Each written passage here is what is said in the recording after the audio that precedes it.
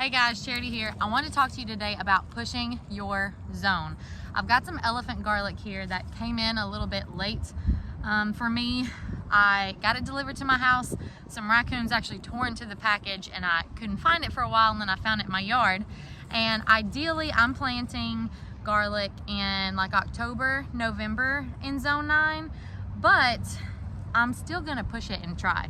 In this particular area of my garden, it starts to get shade in the afternoon at 3 o'clock.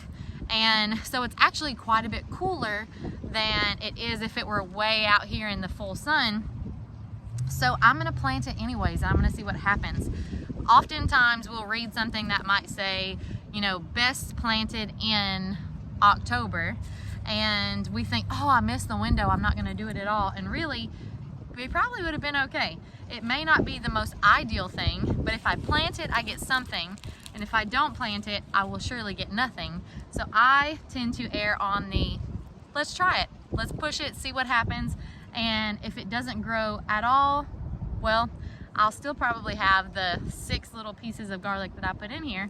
But if it does grow, then I have extra. So I would highly encourage you, push your zone. As you're looking right now in January, we can still be planting radishes.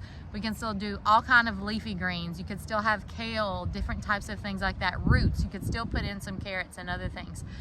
Try some of those things that maybe you think, I don't know, it's too late. Primarily shorter day varieties if you like to plant in March in the spring. But if you're one of those, I'm gonna plant after Easter, try some other things. Throw a few things in your garden, maybe some transplants, and see what happens. Let's grow.